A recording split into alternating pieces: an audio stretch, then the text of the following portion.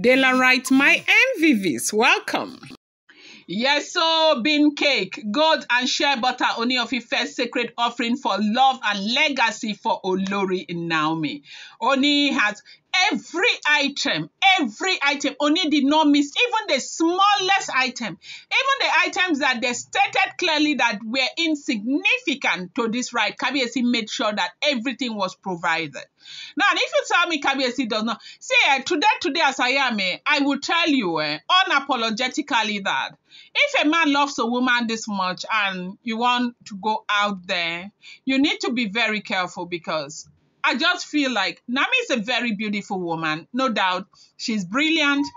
I want the best for Olori Naomi. You know me, Naomi is my girl anytime, any day. But I feel like her decision to stay with her husband might just be the very best decision, because this man really loves that woman.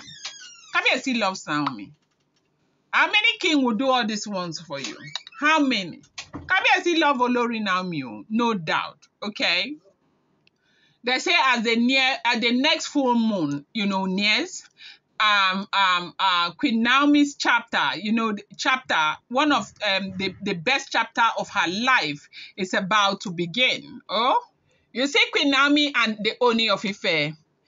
I, Delara, must say, this is one of the most spiritually charged love stories in Yoruba royal history, and it is about to be, written again. Queen Naomi, graceful, prophetic, and still the spiritual center of, the Ooni of Ife and the kingdom, because the man is so in love with this woman. They are preparing for her final full moon ritual, which we are all aware, a ritual that, when completed, will seal her reinstatement in the palace, not just as another Olori, but as the first wife, the chosen and the anointed one.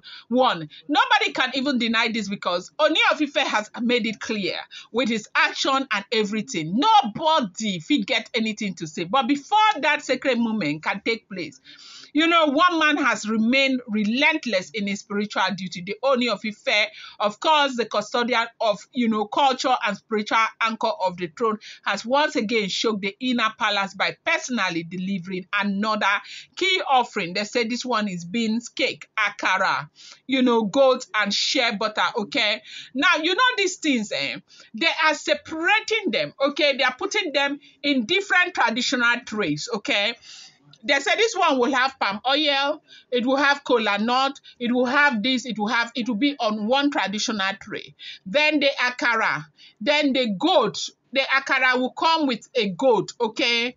A goat, full goat. Somebody will hold the goat, and they will hold the tray that contains the akara and that contains the shea butter. That's another tray. That is how they are doing. But one thing that is making so much difference right now, one thing that is making this such a significant event is the fact that Ooni of Ife is doing this all by himself.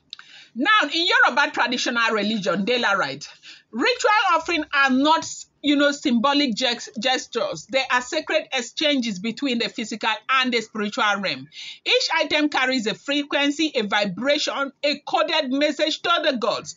Now, akara was one of those that Ooni of Ife presented. Once again, I like to say to you, my beautiful, my lovely Dela, right? You people should bear with me. Oh, this wahala is not a small thing. They are renovating. Renovation no gree stop. The kind of noise we have been enduring for weeks now, it's not the small thing, okay?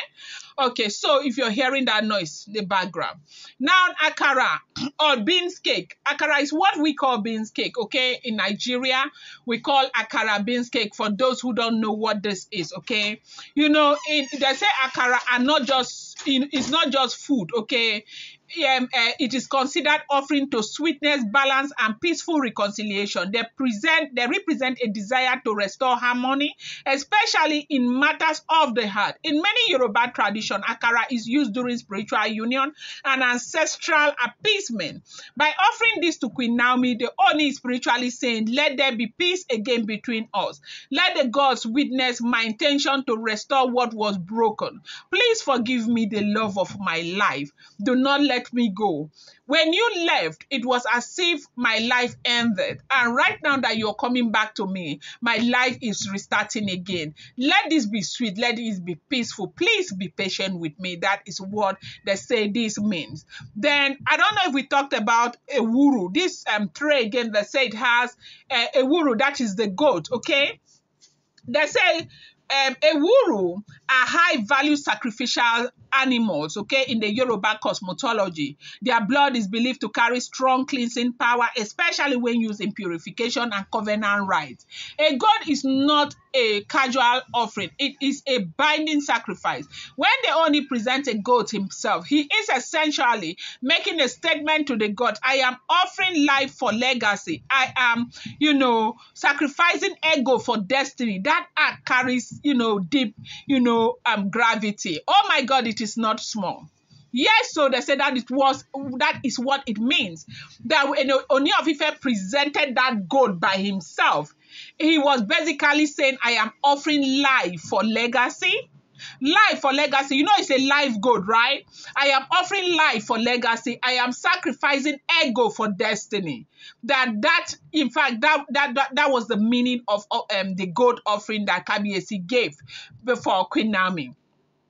And then comes the shea butter, Iyere, okay? Spiritually, shea butter is associated with healing, preservation, anointing of royalty. It is often used to mark the head of someone being spiritually consecrated or re-established. By including it in this ritual package for Queen Naomi, the Ooni is acknowledging her divine calling, her royal seal, and above all, her role as the spiritually chosen, queen of the palace. Now, let's talk about the mystery and unusual nature of this gesture. Traditionally, Yoruba kings don't deliver rituals themselves. We have talked about that. That's what high priests and, assigned ritual carriers are for. But palace insiders confirm Ooni is deliberately breaking norms. This is not tradition as usual. This is personal, this is prophetic, this is spiritual urgency for the Ooni of Ife. Now, if anybody will stand and tell me that Kabiyesi does not love Olori Naomi, that man loves Olori Naomi. And I do believe that if Naomi had gone ahead to leave Kabiyesi, it would have been a disaster. By now, they would have been struggling because Kabiyesi would have still gone back to face his wife back. And it would have been, in fact, it's a good thing that he refused to let Naomi go, because you could see that this man really loves Naomi. Some say the Ooni has had recurring dreams about Queen Naomi. Others hint it's recent Ifa consultation that clearly warned, if you do not align with your divine wife before the third moon, your reign may lose its spiritual covering. Whether fact or rumor, one thing is clear: the Ooni is moving swiftly, personally, and unapologetically to get his wife back into his bosom. I'm going to bring you more update. Do not forget that these are all alleged, rumored, unverified information making the rounds on social media and should not be seen as fact.